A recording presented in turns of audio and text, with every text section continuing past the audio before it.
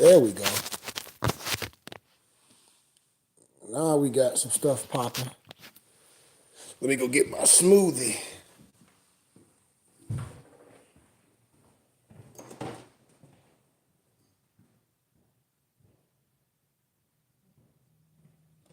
Let me go get my smoothie. Oh.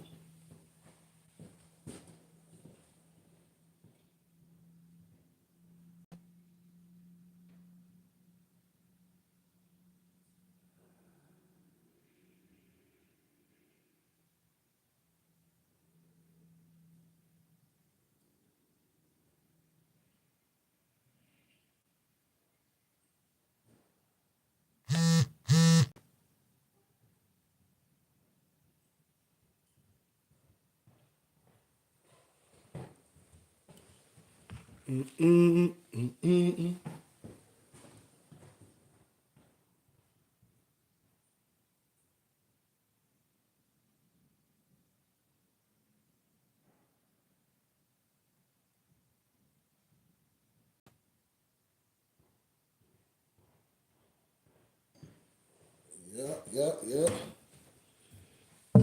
Absolutely. Peace, everybody. Peace. Let me show you the gift I got made for me, man. I give you gratitude to my sister. That's my family crest, my coat of arms. The Goodman family crest, coat of arms. Everybody have their family crest and everybody have their coat of arms if you look it up. The copied you. So this is my family crest, my coat of arms. I know who I am. I'm my mother and father's child. My last name is not a slave name. If you think that, that's your fault. Copied you all day long.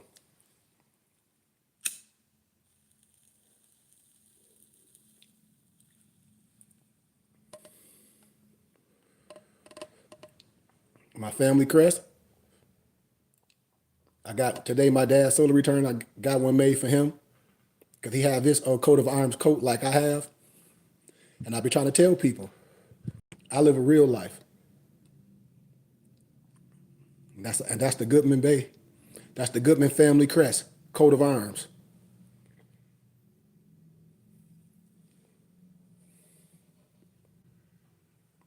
Let me cut my fan on real fast. Hold on.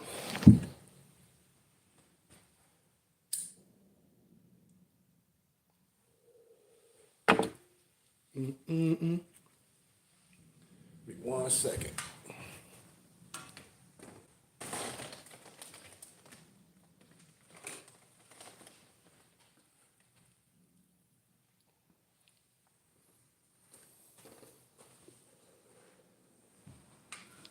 And if anybody want one made, like I told people earlier today, I'm gonna start doing a lot of raffles. Oh, that's up too high.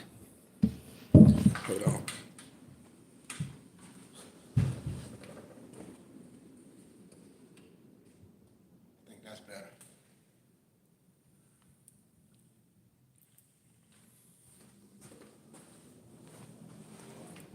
But when I make it back to AZ, I'm gonna start doing some raffles. But just give me a second. I'm getting my notes together. Give me 1 second. I just gotta find something for y'all. I'm just gonna share some information with you.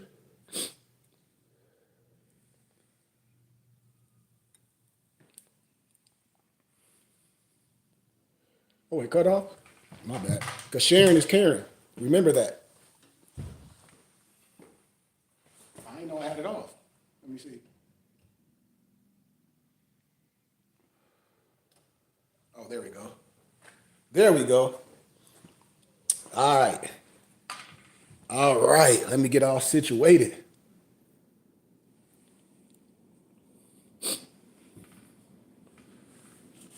Oh, man, this weather.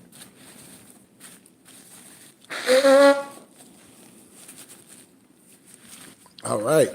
Go. Peace, everyone. How y'all doing today? What's the business? What's the 411? What's the 411? But one more again, I just got to say thank you, sis, for getting this made for me one more again. Thank you, thank you for making my coat of arms plaque.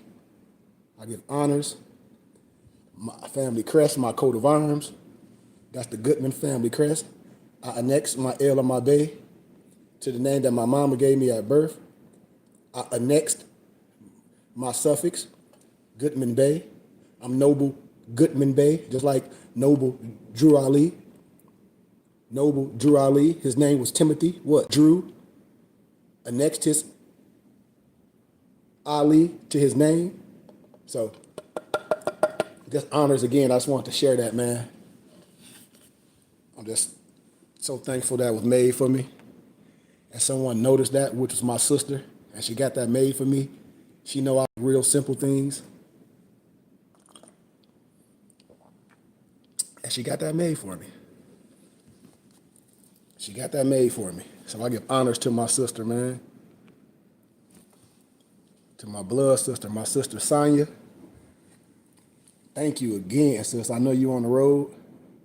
Thank you. And everybody have a family crest and a coat of arms. I challenge you to research your family crest and your coat of arms, because you got to remember, the copy copied you. The copy copied you. Remember that. Your last name is not no slave name. If you think that, you don't know your family. If you think that. If you think that. So it's a lot of history that I can talk about, but I said I'm going to jump around a little bit. I don't know if people are going to be able to see some of the stuff that I'm showing, but this Saturday, my Mufti is going to go over this document again, and it's going to be on our Temple and School YouTube channel at the Burning Bush Tabernacle Science Temple and School, and he's going to show this in a book study Friday, because my Noble Moso do book club every Friday, and the books that he go over, he offer them as ebooks, so you can download on your tablet. And any expensive book that he go over, he offered that as an ebook, or he can print and bind it for you for a fraction of the price. So I'm gonna just give a little bit of some historical things, because we're gonna walk around. Every day we're supposed to be in the temple. Every day. This ain't no religious thing you do on Sunday. You'd be in the temple Monday, Tuesday, Wednesday, Thursday, Friday, Saturday, Sunday. This is a process. This is our life. So, another date, I'm going to go over the One World Tartarians. I'm going to show you how all that slave ship stuff ain't even valid. It's false. Historically, I did this in academia. So anyone trying to defend that, you got to look at them as a COINTELPRO or some form of agent. Why? Because it's already been debunked academically. I don't really care how you feel about this. Academically, it's already been debunked. So if you come in with anything else, you got to be some type of agent. That's all, with all due respect, and ain't no disrespect from no one. If you say you a scholar and you educated and this and that and the other, if you're not coming from truth, then it's fallacy. So sometimes people ask how many Africans were taken to the United States during the slave trade and all these things. Some people may ask who was the first African to arrive in America. And remember at Jamestown, they traded certain Negroes for food stuff? But if that's the case, what about the ones that was already here? What did they identify as? Stay with me though. Stay with me. We're not even going to stay with just that part. I'm going to show you some pictures. So when you talk about some of the people that were here, Cortez, right? Matter of fact, let me reverse a little bit. Let me reverse. Let me just go back a little bit, as I do, because I did this lecture at GCU. So I'll just give a little jump around. The first Africans to arrive in what is now the United States were not the 20 and odd who arrived as slaves in Jamestown, Virginia, from what is now Angola. And remember, they tell you this 1619 stuff. As a matter of fact, Africans arrived in North America more than a century before the Mayflower landed at Plymouth Rock in 1620. The first documented so-called African to arrive wasn't even a slave. Juan Garrido was born in West Africa around 1480.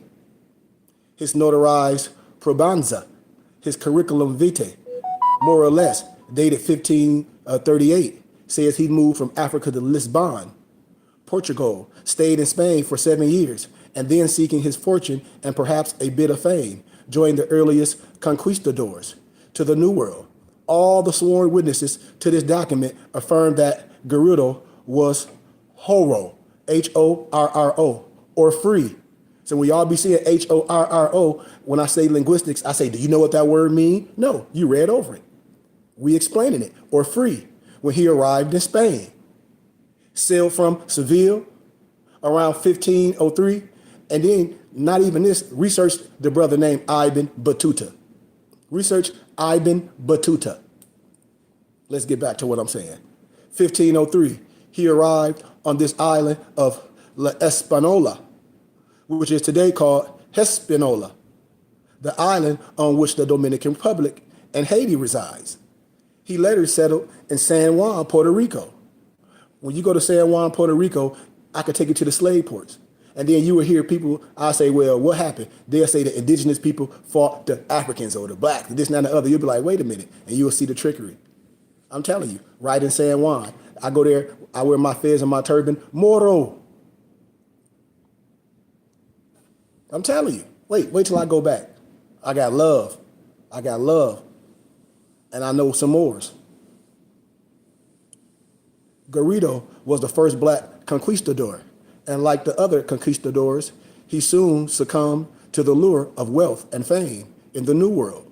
He joined Diego Velázquez de Calar and the legendary Juan Ponce de Leon in the colonizations of Cuba and Puerto Rico, respectively. Then in 1513, he joined De Leon's well-known expedition to Florida in the search of the fountain of youth, which would bring him where? To the Americas. And in his Probanza, Garrido claimed to have been the first to plant and harvest wheat in the New World.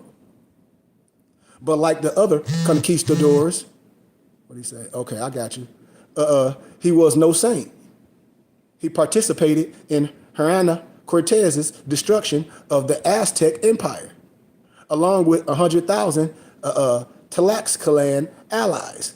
He settled in Mexico City in 1524 for 4 years, then began a gold mining operation with slave labor. He joined Cortez in 1530s for an expedition in Lower California in the search of the mythic Black Amazons. He was rewarded for his service to Cortez with land and paid positions. He spent his final years as a Spanish subject back in Mexico City, where he died in the late 1540s. Watch this, though. Watch this. We're going to show pictures and stuff. Juan Garrido, as he appears in a manuscript written by Diego Duran, Historia de las Indias. You know, they showing these pictures. I'm going to show y'all. Watch, let's keep going. Who was the first black saint? Just like when I tell people, you can get J.A. Rogers' books, one of his books, The 100 Amazing Facts About the Negro. And you see what was going on in Seville, Spain. And you see those so-called black priests in Seville. And you see how the Klan wear their so-called uniform. It comes from those black priests in Seville, Spain. These is facts. And then I can show you how everything was whitewashed in history. But who was the first black saint? Now remember, in Russia icons and all these historical and Saint Mark and all these people, when I be telling y'all, you're going to see all this stuff, we talking about the same. If they're going to talk about one thing, then you got to talk about this thing. Why? Because this goes with this. It's like a puzzle. Watch what I say. A 3rd century Roman legionary who was born in Thebes in Upper Egypt. Remember Maurice? What Maurice you think I'm talking about? I'm talking about Saint Maurice, the Moor, was a martyr in what is today Switzerland for refusing to massacre Christians for the Roman Empire. He was canonized by the early church long before the Pope vested authority over the processes of canonization and beatification exclusively in the Holy See in 1634. And in the late 4th century, Theodore, the bishop of Octodurum, had a vision in which he saw the martyrdom of Maurice and his fellow soldiers at Aglum. And soon after, the court of Maurice was established and a church was built on that site. Then in the early 6th century, circa 515, devotees established an abbey there on land donated by King Sigismund of Burgundy. The abbey is still an active monastery and pilgrimage. It's a site, and the tomb of Saint Maurice has been excavated. His feast day is September the 22nd. Watch this. Many early depictions of Maurice misrepresented him as a, with all due respect, white man. The first time he was portrayed as a black man was about circa 1240 in a magnificent stone statue standing next to the grave of Otto I, the Holy Roman Emperor, in the Magdeburg Cathedral in central Germany. Remember, I'll be talking about Russia Icons by Vladimir Ivanov. Scholars believe depictions of Maurice as a dark-skinned African started appearing at this time because the Holy Roman Emperor Frederick II Barbarossa had ambitions to match the span of the Pope's spiritual dominion and rule the entire world. Supporting this theory is the fact that Frederick had black Africans at his court and in his retinue. Magdeburg, where the first image of Maurice as a black African appeared, was on the frontiers of the empire and was a region of military expansion. The black saint Maurice became the subject of some of the greatest works of art created during the late Middle Ages and the Renaissance. His cult became important in many places across Germany through the 16th century, and hundreds of images of him stand in Europe churches. And when you say cult, cult is culture. Cult is culture. You got to understand that. We come from the positive context. Remember that. We come from origin. We coming from the metaphysical, from the love aspect. And he is patron saint of soldiers, swordsmiths, armies, infantrymen, weavers, dyers. You know, what is dyers? That's how your fez get dyed. That's how our fez become different colors. Saint Maurice from this lineage, this is the expertise that we have. And several towns in Europe, including Manresa, Spain, and Piedmont in Italy. Did you know this? Look, I'm gonna show everything. I'm gonna show you pictures. When people can't deny what we saying and what we can show historically. I said I'm gonna start pulling out all my old lectures when I used to do films. Peace. Peace be with you. Blessings from Scotland. Blessings and honor and love to you, my Scottish brother and sister. Bless pieces to you, my Scottish brother or sister. I don't know if you male or female, or if it's male and female on here. Peace to you, brother and sisters, and everybody in Scotland. I come with love and peace. Y'all might have seen these. A lot of the stuff I show, a lot of people have these in their private libraries. Most of the wisdom that I talk about, you're gonna have to go to Europe. You're gonna have to go to Spain, because this is where this stuff is at. The Catholic Church have all this stuff too. I don't know what people be talking about. Where you think the Corsica flag is? Where you think Corsica is in? When I talk about Swarty Pia, aka Black Pete, where you think the Corsica flag is at? You ever looked up the Corsica flag and see what the Corsica flag is? Don't listen to me. Just research the Corsica flag and then tell me where is Corsica located. We're not here to debate or argue with no one. I know I'm not. And then when I get close and show you close-ups of the pictures and things on their chiefdoms and things on their tassels and the pictures and things and pictures they have at the bottom, you'll be like, those Africans. You'll be like, all this stuff is African. You'll be like, well, wait a minute, wait, this, that, and the other. But then I say, well, you'll be like, well, they're not in Africa. I'll be like, ah. I'll be like, aha. Aha. Aha. And everybody know I'm being honest. Why? Because this work been done already.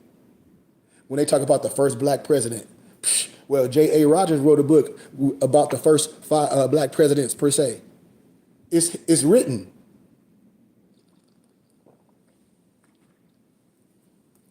Vincent Guerrero became the second president of the Republic of Mexico in 1829, 54 years before Abraham Lincoln signed the Emancipation Proclamation. And before Abraham Lincoln was the president, he was an attorney, and he defended Damore in court, researched the Spencer and Dungy case. Fact check your brother what he's saying. Fact check me. These people know. You just don't know. When I say you, I mean us as a people, because we're not educated. We're supposed to be educated. We're supposed to be historical. If we talk about we the first this and we the first universities with this and that and the other, where it's only one science, it's only one truth, and everything I'm saying can be researched.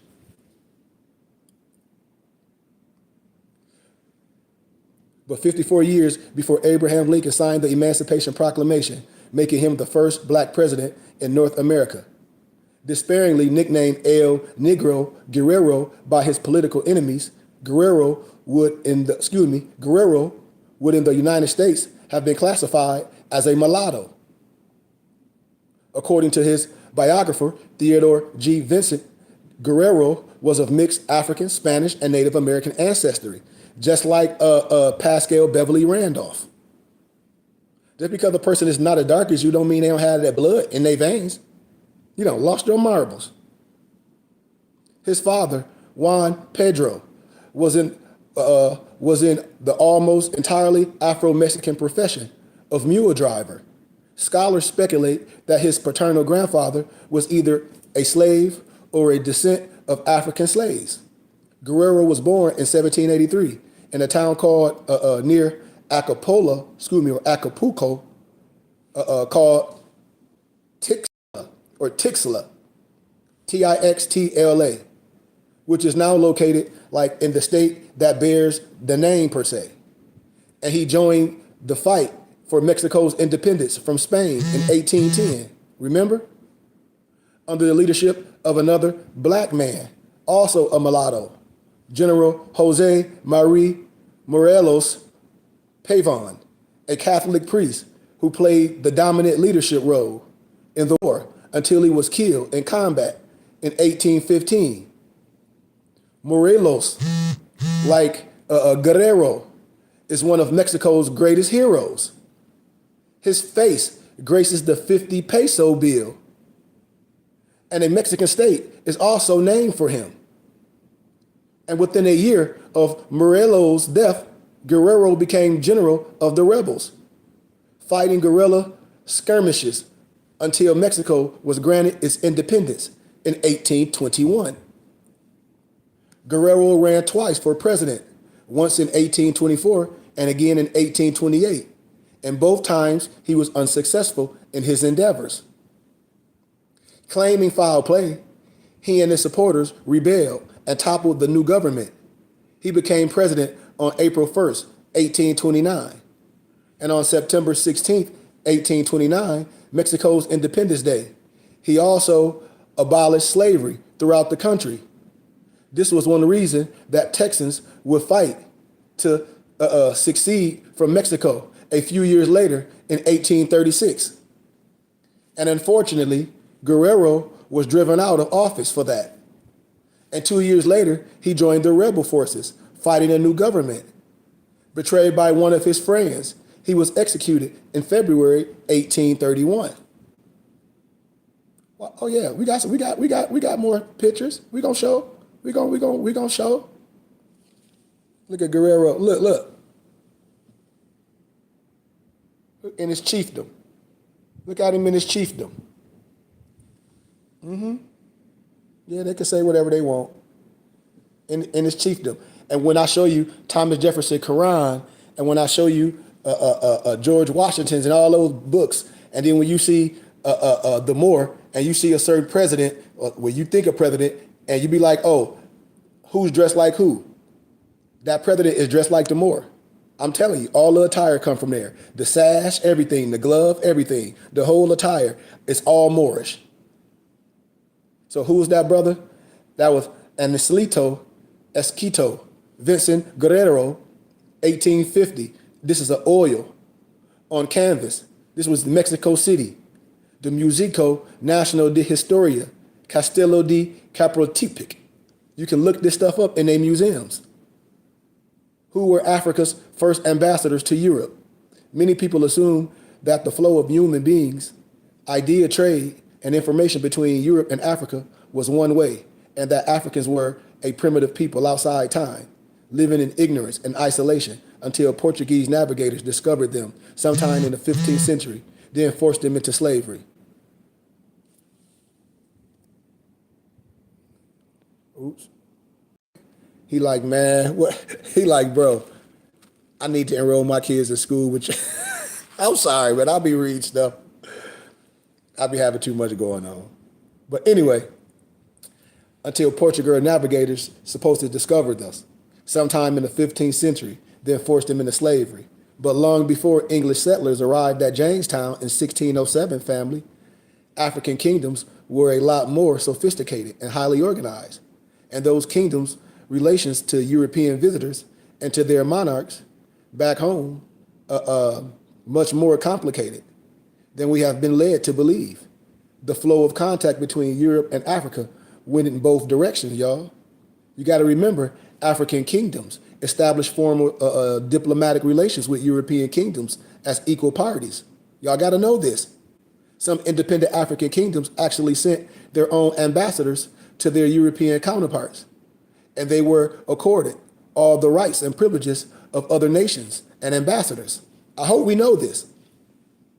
As the historian Linda Hewood and John Thornton discovered, the king of Congo in today's Angola sent an ambassador.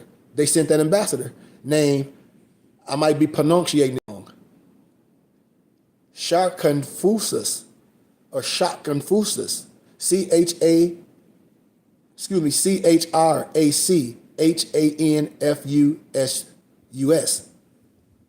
the court of the King of Portugal, as early as 1488. See? He presented the king with many splendid gifts, including ivory that was marvelously white and shone, according to a report by Portuguese chronicler Rui de Pina. And when I show y'all Thomas Jefferson Quran and the scholar, when she got that book from the Library of Congress, I'm going to show y'all a certain flower that grows in Washington, D.C., who brought that to the States as a gift. And in the book, they tell. In the scholarship, it talks about it. But he was baptized and given the name João de Silva. He is the first African ambassador to Europe of whom we have record. Antonio Manuel was born in a province of the Kingdom of Congo circa 1570. As Hewood and Thornton tells us, he was educated there and became a teacher. His first official position was to oversee the Church of the Holy Trinity in Soyo. Just like the first Moorish Mason, Angelo Solomon. Research Angelo Solomon right now. Type it in, Angelo Solomon. If you don't know who Angelo Solomon is, the first Moorish Mason.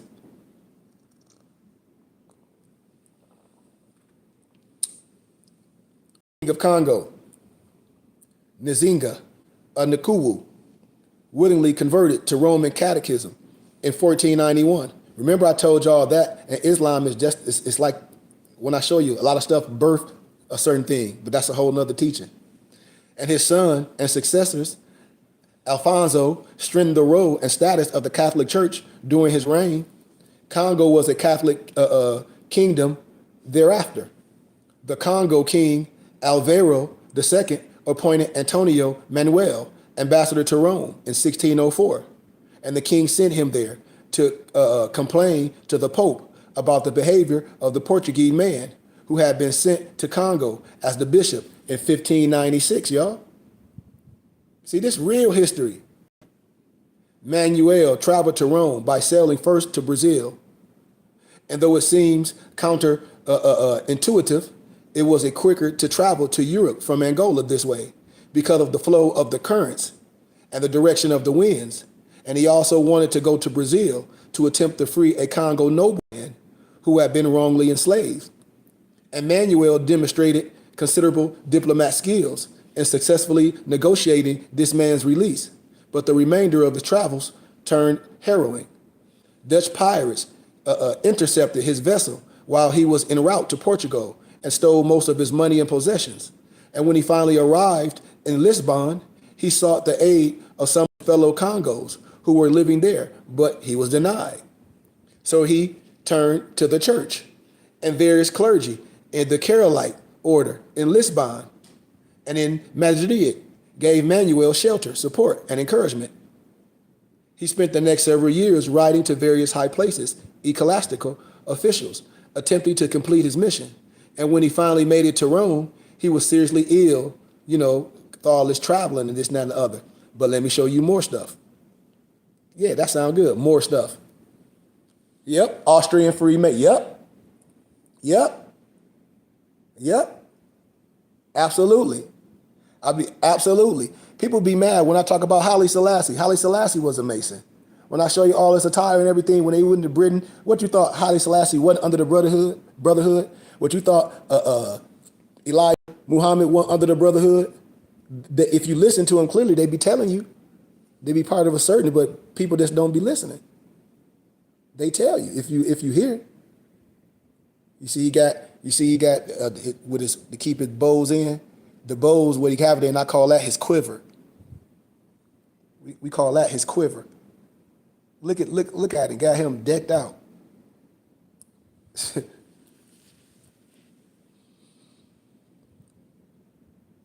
Francisco Caparel, funerary bust of Antonio Manuel Marquis of Vunda, 1629, color stone, Rome. This is in Rome, not Africa, not here, Rome. At the Vatican, Manuel was housed in a wing of the papal's residence. When the Pope heard that he was near death, he visited him and personally gave him the last rites. Francisco Caparle created a bust of him, and it adorns a side of the chapel in St. Maria Maggiore in Rome. In Rome. I'm telling y'all, we get a little bit more. Like you got explorers. They say the first enslaved African to arrive in Florida, whom we can document by name, was a man named Esteban. Y'all know Esteban, long before the explorer Lewis and Clark. Remember Lewis and Clark adventures? But they still told the truth a little bit. But before you had them, you had Esteban. Before Lewis and Clark crossed the continent, he traversed the land that would later become the United States through the Southwest to the Pacific Ocean. Esteban was born in West Africa and sold into slavery in a Portuguese town on Morocco's Atlantic coast. On Morocco's Atlantic coast. With all these, I'm a Moroccan, man, whatever. According to the historian Robert Goodwin, he was shipped to Spain as a slave from the town of Azamor in Morocco in 1522. Andres Durantes de Carranza purchased him and brought him to Florida in April 1528. And under attack by the Native American residents where they landed, the expedition sailed on rafts across the Gulf of Mexico to what is today Galveston, Texas. And there were storms sank 3 of the 5 rafts, and Esteban, his master, and 14 others survived both the storm and the harsh conditions during the winter of 1528. And if you can't believe stuff like this, like happened in history, just research my man, the dude that crossed over to do MMA, the brother from Africa. Research his story, how he got to the Americas. All them people coming over here, getting on those little trucks, going from over to desert, then getting in water, everybody dying, all this stuff. We talking about real things. And when the party decided to travel inland, they were captured and enslaved for 5 years by the Kawakawi Indians. And in 1534, Esteban and 4 remaining survivors escaped and were befriended by other Native Americans who regarded the tiny band of strangers as healers and medicine men. Esteban, according to the eyewitnesses' account, was a gifted linguist and quickly mastered different Native American languages. So he served as a translator. And the men traveled through what is now Texas, Arizona, New Mexico, and northern Mexico. Ultimately, a total of 15,000 miles.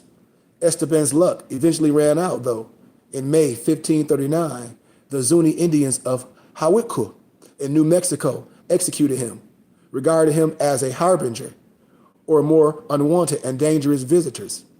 But by the time of his death, Esteban and his three companions had seen more of the North American Southwest than any other non-Native American. Estevanco, listen to this, Estevanco the Moor, Estevanco the Moor with Cortez entering Mexico in 1519. This is in the Codex Aztectalian, circa 1550 to 1600. You can find this picture in Paris. So when people be saying this, I like, dude, I'm not gonna debate no one. I'm not gonna waste my energy doing that to my brother and sister. I'm just telling you, you just don't know. I would never embarrass my brother. You will embarrass yourself. People embarrass themselves with ego.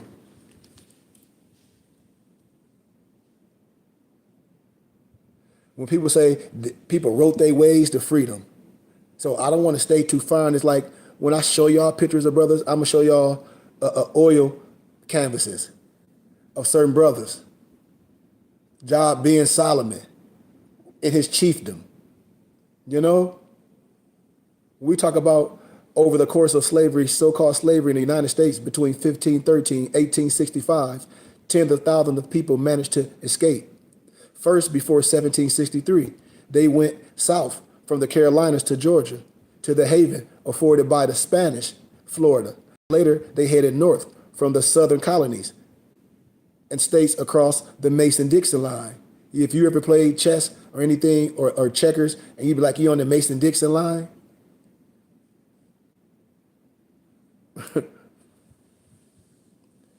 The oddest story of a slave escape is that of Ayuba, who wrote his way out of slavery. The man who came to be known in England as Job or Job bin Solomon was born Ayuba, Ayuba, Suleiman, Gallo, or Gallo, in French, Diallo, into a prominent family in Bundu, an independent pre-colonial country located in current Senegal.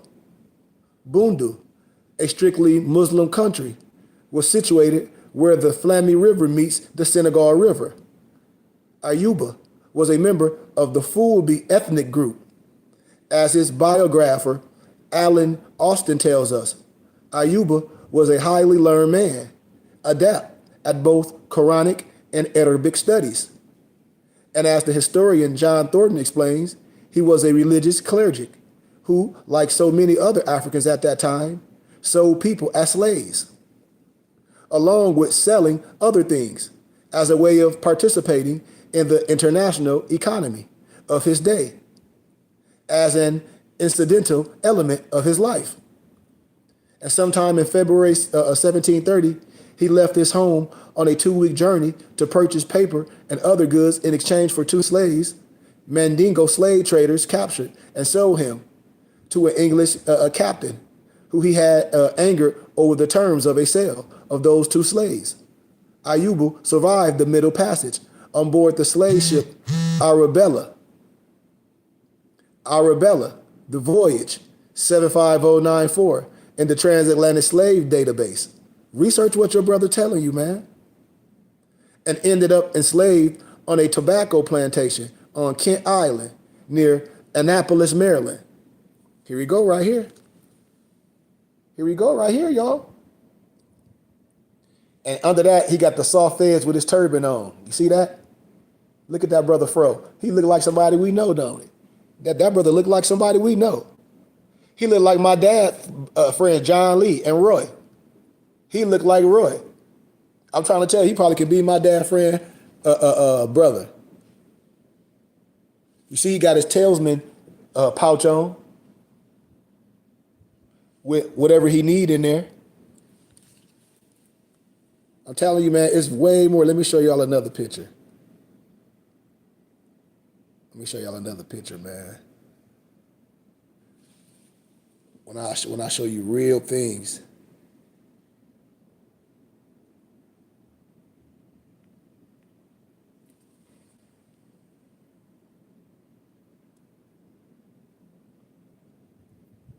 And people, all my European colleagues in academia, they know what I be showing, and most of our people don't know what they looking at. Yanga and his followers established the town of San Lorenzo de los Negros, also called San Lorenzo de Carolavo, in 1609. It was formally recognized by the Spanish in 1618.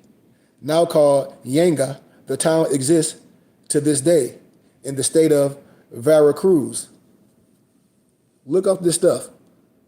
People be saying, who was George Washington's runaway slave?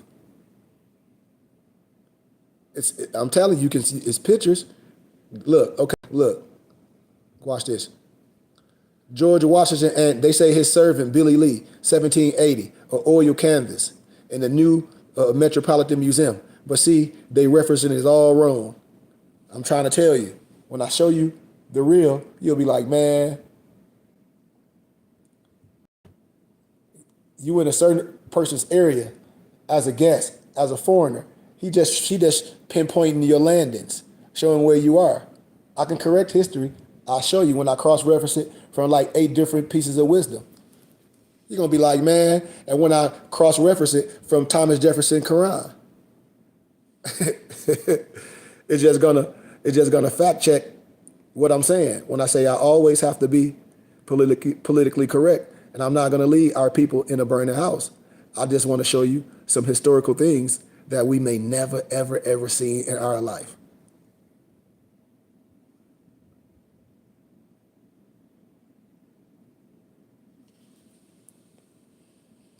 When I show you people, these are mulattoes. Look at these are mulattoes.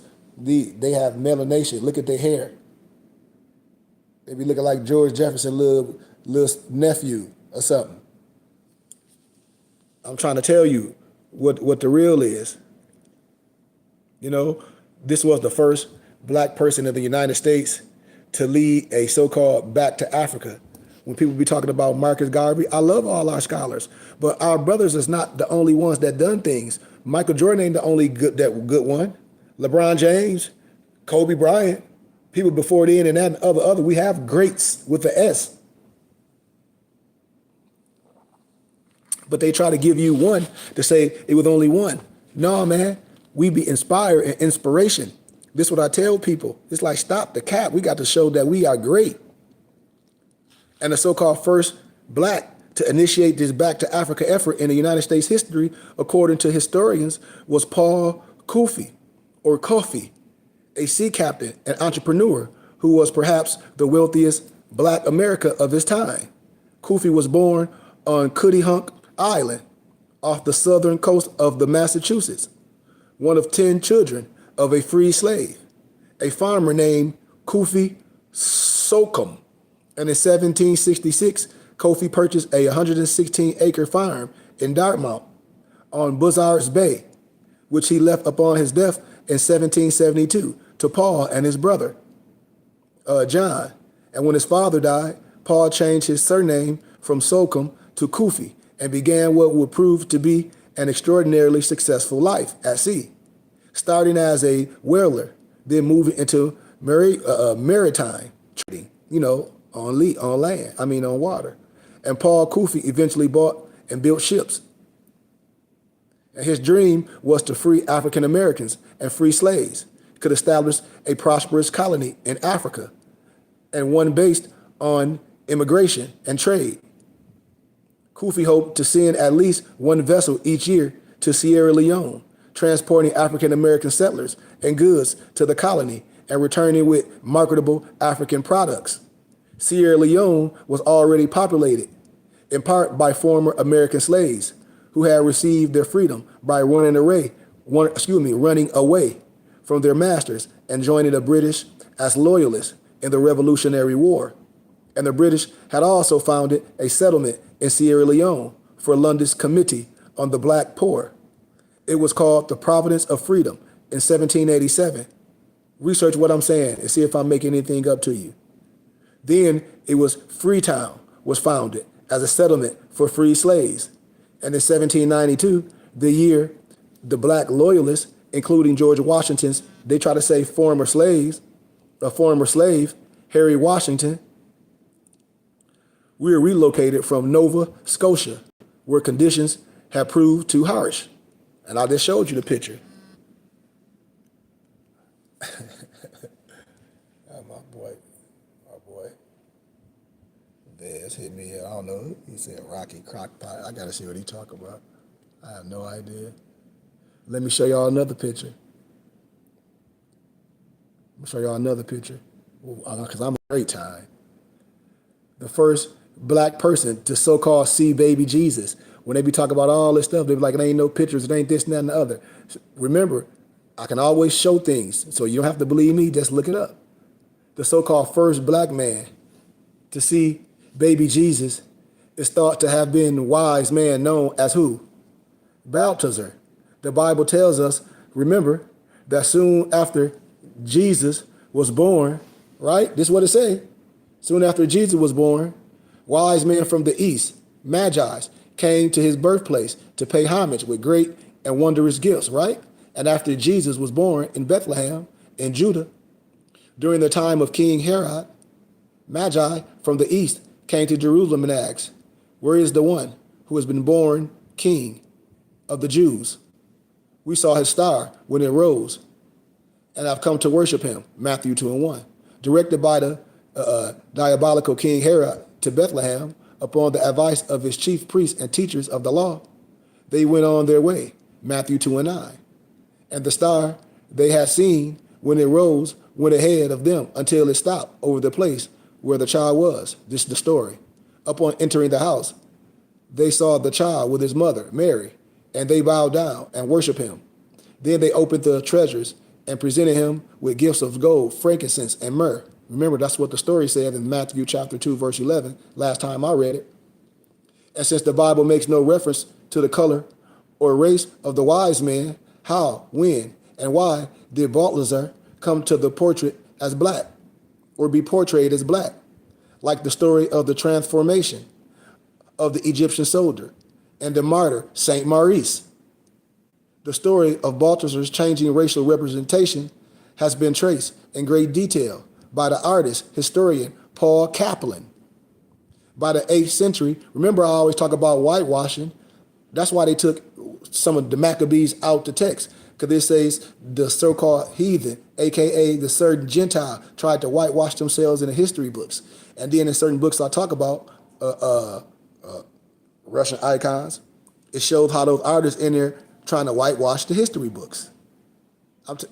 Can't be mad at what I'm saying. And by the 8th century, Kaplan tells us that 3 kings had become associated with the continents of Asia, Africa, and Europe, whose people were thought to be descended from the 3 sons of Noah. And by the late 10th or early 11th century, Balthazar was clearly described as a misnomer black man. Patizra, Balthazar, dark, black, fully bearded, having a red tunic. That's his kuthra, that's his tunic. A short white cloak, and dressed in green slippers. Here go their pictures. You see it?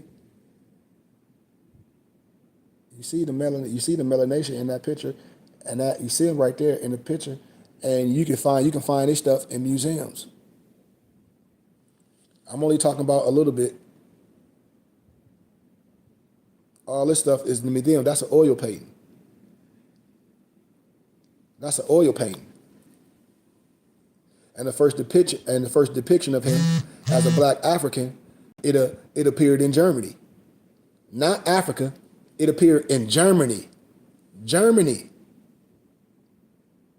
And also the source for the transformation of Saint Maurice, the Egyptian martyr. I can show you all of the Moors of the Tetrarchs, all this stuff in Egypt, and you will see all their nose is broken. You know?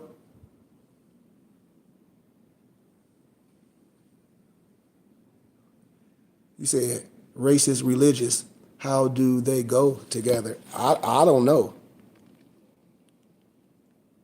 I don't know how they go together. I don't know. I don't know. I don't know.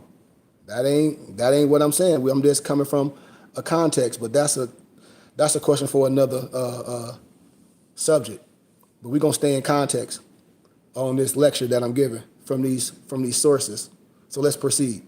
A black man began to appear in German heraldic. German heraldic. So when you look up German heraldic, that's a certain time, a certain dispensation. You're going to see who and what was going on during those time periods. You're going to be able to see paintings and people from those dispensations, what they pinpointed. Just like when I talk about cartographers in certain times of history, for certain kings back in that time. And you're going to see all the same thing for the cartographers is going to be the same thing. When I talk about certain places had different names, you know? When I say certain, they have certain different names. And so that's what we understand, you know? So that's all. And so by the 1400s, the identity of one of the Magi as a black African had become widely accepted throughout Christendom. You see? And in part because of the increasing contact between Europeans and Africans in the later half of the 15th century, especially due to the growth of the slave trade. So all this stuff is history. And when you know history, when you can show history, you operate in a better way, because that's when things can change.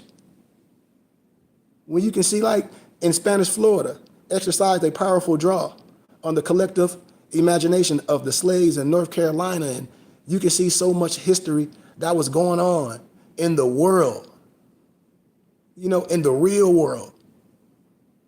You can see people where you can be like, huh? Like Reverend Ulysses L. Houston.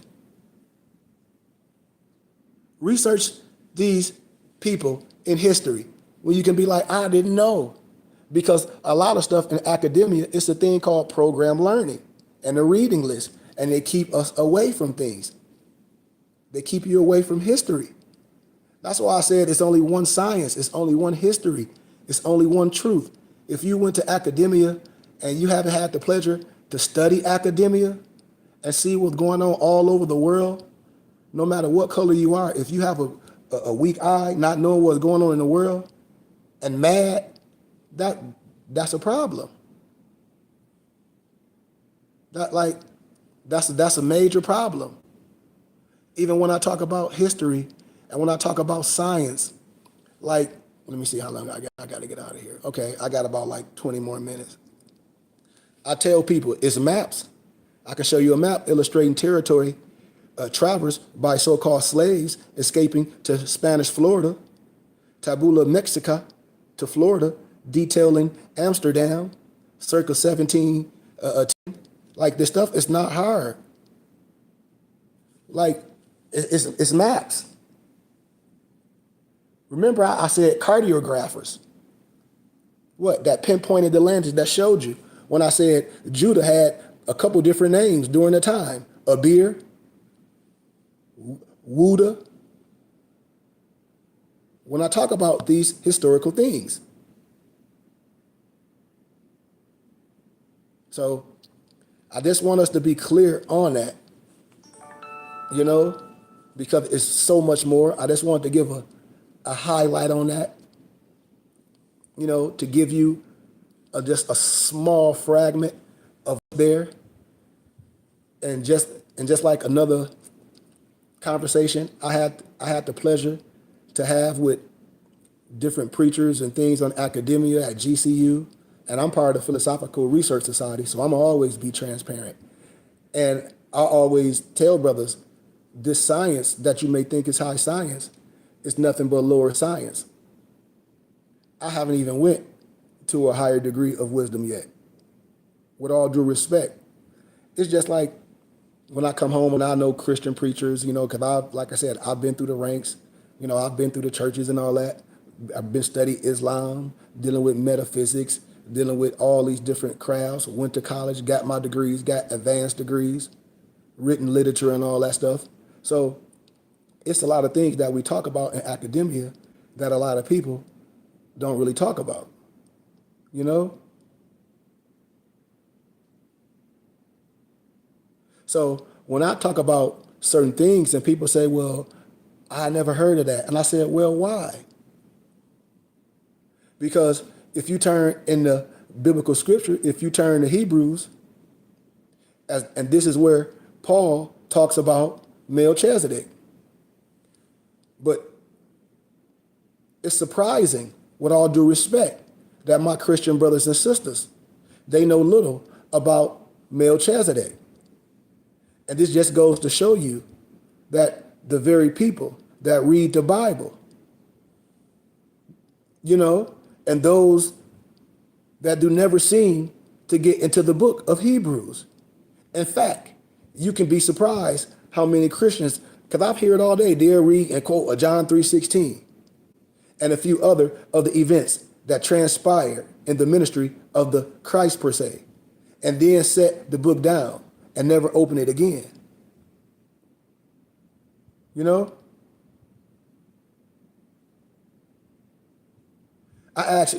When I used to be in these areas, I always ask people things because I like to be in places of wisdom because I'm a studier and I'm a philosopher. I'm a philo. I'm 99 degrees, so I'm always dealing with wisdom, using my compass and my square. So I act like I don't know because I ask, and they know I be knowing. But the ego of men, I ask preachers and people, I say, well, what about the Melchizedek ministry? And they say, well, what's that? I'm like, huh? I said, So when you turn to the 7th chapter of the Hebrews and you read, for this Melchizedek, the king of Salem, priest of the Most High God, met Abraham, returning from the slaughter of the kings, and blessed him, to whom also Abraham gave a 10th part, first being by interpretation, king of righteousness, and after that also king of Salem, which is king of peace, or Salam, king of peace.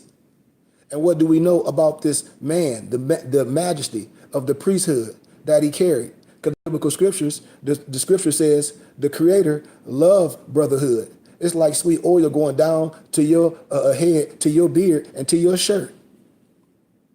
I ain't say taking no oath. I said brotherhood. And without father, without mother, without descent or pedigree, nor end of life. And we turn back into the endless hours of time before, and in the vastness of God's creative purpose and his creation, and the sidereal, the system forces, as he stood out those vast areas of expansion of space, and each one of the majesties of the creations that he placed in forms and motions, and in all the things of this universe. You see? So in the priesthood of omnipotence, of the sovereignty of the Most High God, there stood forth a declaration that he was Melchizedek, King of Kings, Lord of Lords, right? And we discover in the ancient works, in such books as Enoch, if they say, well, this person in the Bible and Enoch, what person y'all know and Enoch went to heaven without being down? These two, that's what they say, and we don't know, and you don't know nothing about Enoch. But the Bible says, didn't you read this in the book of Yasher with a question mark? So that's in academia, we call a prerequisite. But the Bible speaks of a plethora of books, specifically 23, but it's 100. That's a whole nother teaching. But it's a code book, And you discover in the book of Enoch and the Seth that God embodied as a high priest, emerging with all the trappings of the great encasings of his presence into the Melchizedek priesthood. Thus we read the words, and I quote, without father, without mother or descent, having neither beginning nor end of life, right? Then only one fulfills this. Only one could measure up to this. And this was the eternal, the Most High God. For the Most High God alone is without father, mother. He is the eternal existing God. And this stretches the magnitude of human comprehension. It reaches beyond the perimeter of the things that we are capable of thinking about in their purity and the endlessness in existence, the majesty of his power, the exalting glory in his countenance.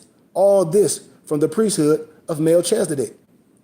And I could go on and on with that, but I just want to put that out there for a small fragment because I'm almost where I need to be. I'm almost where I need to be. You know? Let me see if I want to. No, I don't want to. No, not that one. Hold on. I got two more notes. Here we go. Okay. So, I'm not going to say names or nothing, but you would pick up what I'm saying. I'm not going to stay too far in it. So, when people talk about the tarets and different things, you may have heard some phrases. You may have heard people talk about the abraxias. But remember, a lot of these things people talk about this and that and the other, it's really Gnostic teachings. And I'm going to break a little small fragment of what I'm talking about. Remember, everything's our signs and symbols. It's just like when I talk about spirit builders. This is just another form of masonry, of a tool in a toolbox. When you see allegorical signs and symbols, when I talk about spirit builder masonry, any adapt know what I'm talking about. But the name Abraxias, coined by the Egyptian Gnostics, it's a word symbol consisting of 7 letters, which signify the 7 creative powers, or the planetary angels, recognized by us ancient teachers and sages and mystics and Gnostics. You know, from the ancient word, abir or abar, you spell it A-B-I-R, which means what? A bull, and axis, A-X-I-S, which means the pole, right?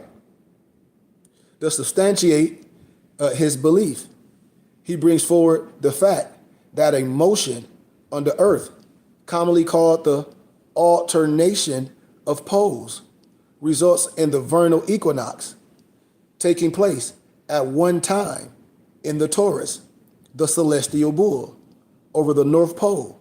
But you will hear people talk about, oh, this is a different God, the angel, the devil. And I'll be like, dude, that's a podcast. That's a person that's doing a whole image. And that's what you think this is really about? You think that you done did a goofy Google search and went on Wikipedia. Man, I fail you in academia because I know where you got it from. And that's not scholarship. If I say come from a metaphysical aspect and break it down in Gnostic science, where it's breaking it down to wisdom, breaking it down, synchronize the teachings to break all the scary stuff down, use one of the tools in the toolbox to circumscribe what we're talking about. You should be able to do it. Just like when I talk about the Baphomet. When I say you talk about what you mean the Baphomet, it ain't nothing scary. It's written Kabbalistically.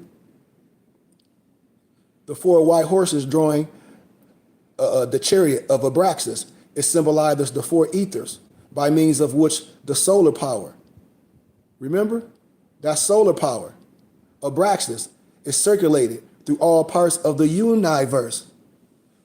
Just like when I tell y'all the Baphomet is nothing scary. All animal or spooky figures are nothing but pious hieroglyphs. They're signs and symbols for the adapt. The 7-letter name of Abraxas is symbolically significant of his 7-rayed power, that the modern world has any knowledge, whatever of ancient Gnostic symbolism. It's largely due to the individuals who set themselves up for the task and destroying every intelligible record of the Gnostic philosophy. But a lot of stuff we have the records, and we have our memory, and we have what we write.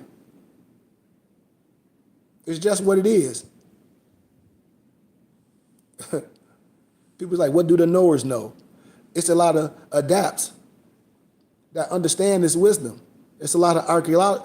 It's a lot of, how can I say, Carmen dating that proves certain things. Like, it's certain things that a person going to say this, and then I say, well, we can go in a Nag Hammadiya library, collections of Gnostic treaties became known, and we can talk about certain things. We could talk about things that where if you can say this ain't right, then this ain't right. But if you say you were down with this and the Dead Sea Scrolls, and when I started putting pieces of the puzzle together, you'd be like, well, all this stuff, this fit. So if it's all fake, it's all fake. I'm okay with that too. But you ain't gonna, the Gnostic stuff ain't fake, because the Gnostic, I'm gonna break it down to your body and I'm gonna show you what alchemy is really about. I'm gonna give you the esoteric culture, you know? It's a whole different standing.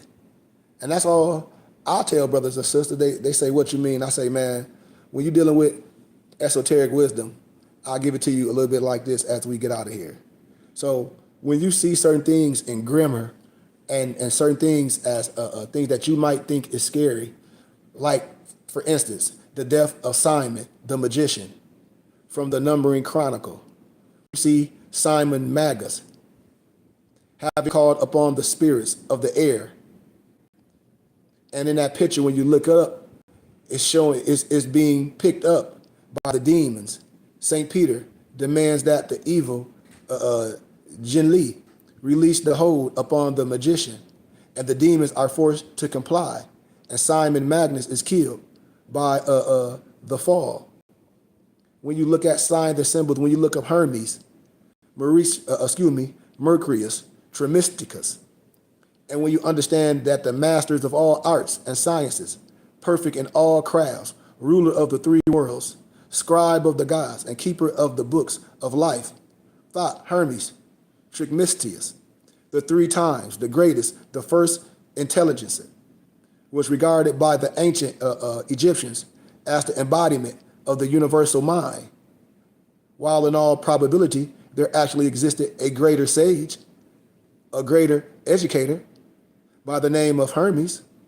It is impossible to try to say the historical man from the mass of legendary accounts which attempted to identify him with the cosmic principle of what?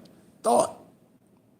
So you can, what I'm saying is, all this stuff can be break down to your higher self. When I show you charts showing the relationship between the human body and the exterior universe, all this stuff I can show you and put together.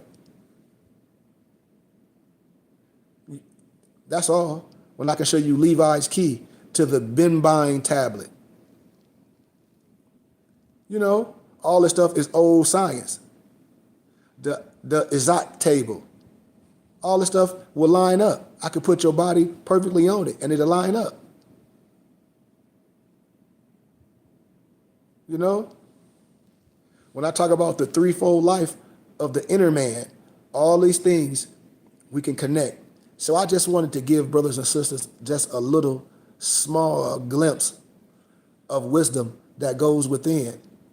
Just like, let me see, what time is it? Okay. Just like I tell people, man, about Gnostic wisdom, right? And I tell my brothers and sisters we use this to what? Dispel the myth, right? So when I talk about the Baphomet, because my brother just hit me up, he said, you said what? He said he just sitting here with his mama and she talked about the Baphomet is scary, and you already done broke that down. And yeah, I try to tell people, with all due respect, the Baphomet is not scary. It's just written Kabbalistically. That's all. That's all, brothers and sisters. And so if we're not willing to be like, what do you mean? And investigate it, then that's our fault. Right?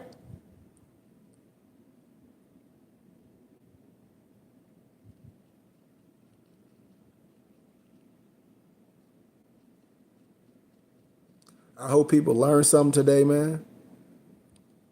You know?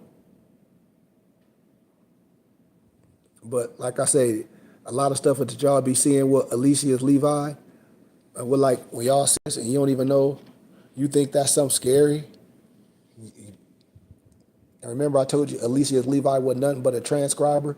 You see the Kundalini rising up. You see the male and the female. You see written on the arm, Cole's Volta. You see the love, truth, peace, freedom, and justice. You see the perfect penta, arm, leg on his forehead. You see the moon and a crescent, and you don't understand what you're looking at. You don't see Alice, you don't see the snake going up to Kundalini. When I say, yeah, you are a coon, I'm a coon. You don't see that? You don't see that in the Kundalini, in the chest writhing, what you see on the medical trucks? That's what I'll be telling people. We cannot let nobody get us caught up, because these people was dealing with Gnostics, and they were just trying to reverse the science, and you think it's spooky. And I'm like, it's not spooky when you are the science, when you are the shrine. It's spooky for the others that don't know. Think about what I'm saying. When I talk about the Templars, the Knights Templars, and all this stuff, and you be like, well, what do you mean? I can show you a whole bunch of what you think you don't know, or what you think you know is way deeper. Remember this, right? The Sabbath, or the temple, under the hieroglyphic figure of Baphomet, the Andronicus, the goat of Mendes. Listen to this. Temp, Hob, Ab. As we get, I'm closing out. Tim, Hope, Ab. TEM, give yourself a space, and you can capitalize it. OHP, AB. Now, I'm writing it Kabbalistically. I'm explaining it Kabbalistically. Temple, Omnium, Homnium, Pads, Abba. Remember, I tell you a lot of stuff is Latin, and that's Latin for what? Father of the temple, universal peace of men. So, Tim, Hope, Ab, TEM, OHP, AB, spelled backwards, is where we get the word Baphomet. You see? And the image that you see today, they call it a Baphomet, is nothing more than a symbol representing initiation into the secret mysteries used by the initiates of the great work. Remember I told y'all yesterday about the great work and the way sages of different areas, they're going to call it different things, but it's the same thing. Remember, it's the same thing. And the philosophical stone, the universal medicine, the transmutation of the metals, the quadrature of the circle, and the secret of the perpetual motion are the neither mystifications of science nor dreams of foolishness. They are the terms which express all the different usages of the same operation, which is defined in a way more generally by calling it simply the great work. You see? And the term great work, magnum opus, is the process of self-initiation into the secret mysteries and self-mastery. And true Gnosticism through mastering thyself, taking control of our mind and our bodies for the full and entire conquest of our faculties and our future, and the great work of transforming ourselves, our mind, our bodies, and our worlds into whatever we dream to overturn and change the face of our world. Think about this now. Think about this. I can go on and teach you and illuminate a lot of things. It's like when they say Lucifer, the morning star. What you mean? I can break that down and show you. You know, it's nothing scary.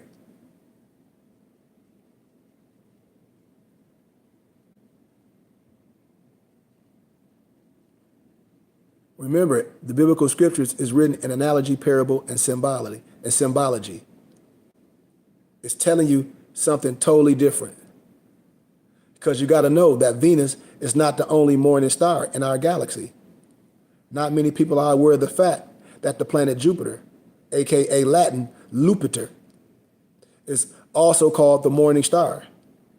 And it's the morning star that's spoken in the scripture. Hence, Venus is not the true morning star of mythology. And when the Bible says that there fell a great star from heaven, they are simply referring to Jupiter, who is also known as Jove, the supreme ruler god on high, to whom the ancient Greeks had called Phaeton, blazing. And Jupiter is the largest planet in the solar system. It's called the son of the sun and has been known since the most ancient of times to astrologers. It's on the average that the third brightest object in the night sky after the moon and Venus. It's the fifth planet from the sun and the largest planet in the solar system.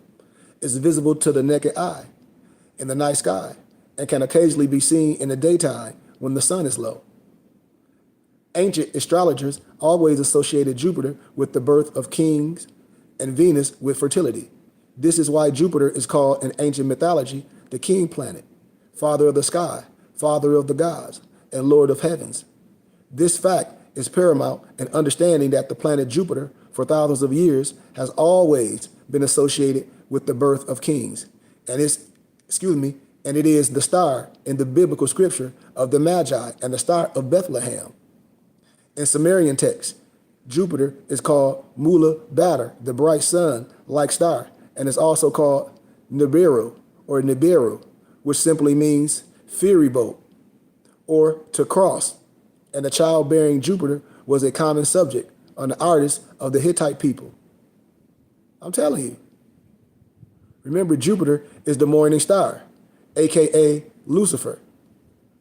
Remember, I showed y'all on another document with the man standing with his arm straight up, and now I show you how I'll make a perfect penta. Remember, the Lord of heaven, which is as above, so below, is also the morning star, the blazing star, and the star of Bethlehem of the Bible. Remember, the brightest of this morning star can be best seen when? In December and January, right around when we celebrate what? I'm just saying to my religious people, that's right around the time they celebrate the birth of Jesus Christ, who in the King James Bible, both Jesus and Lucifer are called the morning star. Last time I read. And for example, we see Jesus call himself what? The bright morning star in Revelations 22:16. Last time I checked. I, Jesus, have sent my angel to give you this testimony for the churches. I am the root and the offspring of David and the bright morning star. And it also applied to Lucifer, where we see the term appears in the context of an oracle against a dead king of Babylon, who is addressed as, well, I ain't going to read it because you might not know what I'm saying, but rendered by the King James Version as, O Lucifer, son of the morning, and by others as morning star, son of the dawn. Remember, Jupiter is the Egyptian god Osiris and Babylonian god Marduk.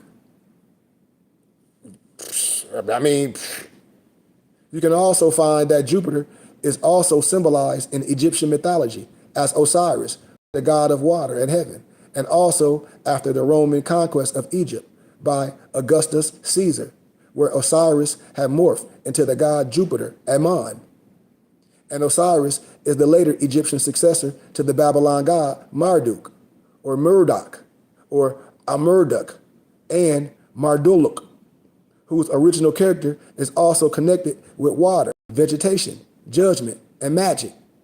And remember, I also said this earlier when I broke down what is Nibiru, because Marduk is just a code name or nom de plume for the planet Jupiter, and is also called Nibiru or Nibiru by the Sumerians, which simply means ferry boat or to cross, just like Hebrew in the biblical scripture just mean to act, to cross, in that context. And in Babylonian, Assyrians, the star of Babylon is detailed in inscriptions as the star of Marduk or Jupiter, as the planet Jupiter does every year. What does it do? It crosses the winter solstice in a fiery boat-like manner, in which the gods of Osiris and Marduk had died, only to be what? Resurrected, representing what? Continually and what? Continuity and stability. And the Greeks had named their greatest of all gods, Zeus, right? Which also represents the as above, so below. I'm synchronizing the teachings of the planet Jupiter, the son of Zeus, aka Jupiter. Prometheus is the so below, Savior son. And in Greek mythology, Prometheus, ancient Greek, forethought, is the Titan chiefly honored for stealing fire, aka knowledge, from the gods in the stalk of a fennel plant and giving it mortals for their use. Also, it was from the giant fennel, Frula communis, that the Bacchalian wands of the god Dionys and his followers were said to have come. Remember? So, nobles, This stuff can be broken down, fact checked, all through. Daniel said in 2:47, the king said to Daniel, surely your God is the God of gods and the Lord of the kings and the revealer of mysteries. For you were able to what? Reveal this mystery. I'm telling you, I tell people the Bible is written in analogy and parable and symbology. With all due respect, I'm not here to argue with no one. I'm just here to give you and share a small piece of light on specific topic and subjects at hand. I'm just here to share a little bit of my library with my brothers and sisters because my library is extensive. I have a full Gnostic library. I have a full African spirit and African culture library, full with Orishas and Santeria and the Eligua. A lot of stuff I tell people I wouldn't just give them to read, but if that's what you're into, I'm not going to hold your wisdom from you because I have a lot of manuscripts. I have a lot of books that I converted to ebooks, and I'm just a source for brothers and sisters. And so everything that I speak on, anybody that want, how can I say, scholarship and reference, everything I talk about, I have the documents and the wisdom. If you want to study for yourself, I'm more than welcome everyone to subscribe to our Temple and School YouTube channel. I thank everyone. If anybody got any questions, this is your time. I share my information, my cell phone number. I want brothers and sisters to get with me. Please subscribe to our Temple and School YouTube channel at the Burning Bush Tabernacle Science Temple and School. Check out our temple YouTube channel, Burning Bush Tabernacle Science Temple and School. Check out MoorishHaberdashery.com, one of our companies where we have all Moorish American regalia, turbans, fez, dope, clothes. But my PDF books, that's books with the Z, bindedbooks.com. But right now, y'all have the pleasure, and I have the pleasure, to court you so you can get with me personally, and I can give you gifts. Everything with me is a suggested donation. It's a suggested donation. All books, all wisdom. I don't care if they cost thousands of dollars on Amazon, which I always show. I still offer these things for people that's into reading and into studying. If you're not into reading and studying and want to have a library and at least bring some things to your kids for you can start seeing some things and they can start seeing some things, I'm the one for you. But if not, I understand. But here at the Burning Bush, we're trying to build something, and I welcome everyone. I don't care if you're not into donating and all that stuff, but if you see what I do and the community work that I do, I would rather you do than not. I have the opportunity to give people tax-exempt receipts. I have opportunity for people to take a real look at what we do and what I do personally as I be in my travels, and I go to prisons and I lecture at elementaries and I lecture at colleges. You know, I do a lot of volunteer work.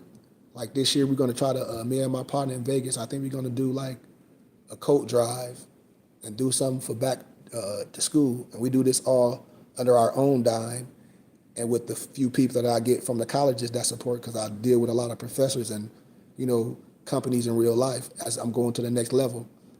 And if my will and the Creator's will keep synchronizing, I'm going to have to deal with individuals that's going to want to stake in what we're doing, because this work is very, very important. And I can't keep holding things off. But I have to do what I have to do because I'm not a multi-billionaire or a millionaire. I'm not poor, but I try to show people what we can do together. And I try to show people I want brothers and sisters to be stakeholders so we can have equity and stake in what we have. And it's available for us right now. And so I tell people, a lot of people look different nationalities and different groups when you connect it, because to be one, you must know one. No Masons, no group of people don't want nobody that's not intelligent or have something to offer to the world. That's number uno. A lot of stuff these people be saying, they ain't never stepped in no Masonic house. They ain't never stepped in none of those places. This is the fact. I've been brought up in a lot of things. My father is associated with a lot of things. So I've been around this stuff all my life, regardless of the personal choices that I have made when I so-called in my youthful discretion, you know. But they say a child is going to always result and revert back to what he or she knows if the Holy Spirit is working. And that's what happened to me. So I'm in the position that I'm supposed to be in. I'm just waiting for it to kick all the way off with people that look like me, because I'm able to speak with other nationalities. I'm able to speak with all due respect to my European Jews, Albion, Trinidad, whatever, but with my respect, my European Jewish colleagues, no matter if they Masons or educators, because they know. And they have the literature and wisdom. And I want my brothers to know. I want us to know who we are is very important, you know? And so that's all I had for y'all today, man. But once again, I'm throwing my net out for brothers to get with me. You know, I have a full library, whatever you need. If anybody want lecture speaking in your town, I'll fly in your city. You put something together. I ain't hard to find. I'm a traveler. So, I mean, I tell people to put something together. I'll come to your city. I'll put a beautiful demonstration down. It'll be so professional. I'll give everybody literature. I'll give everybody gifts, and it'll be a connection. And people will use, we supposed to use brothers and sisters as a source. This is not a competition. This is not the Pantheon. This is not the Pantheon where they threw us in there back in the times like this is Spartacus or something, and we out there fighting the lions. No, absolutely not. That's not for us.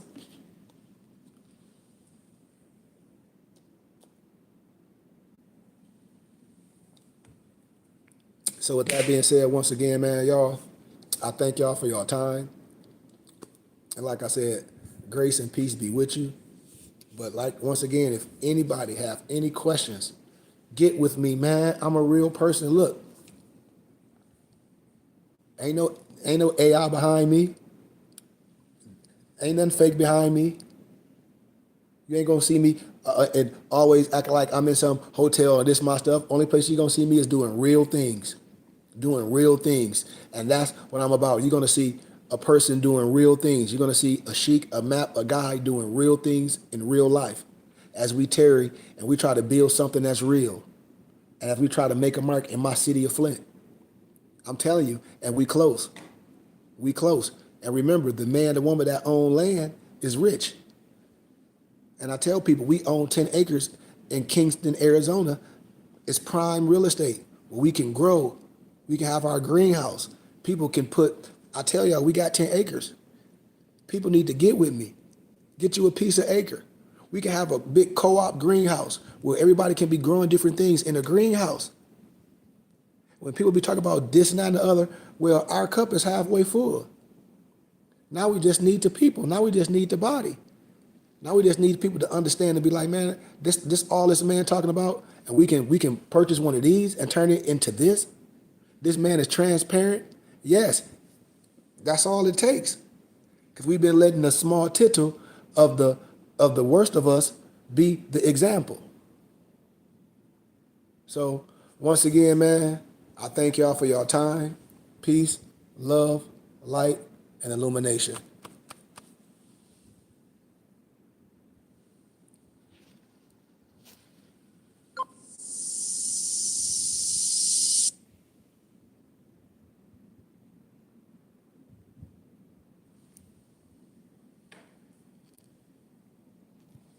All righty.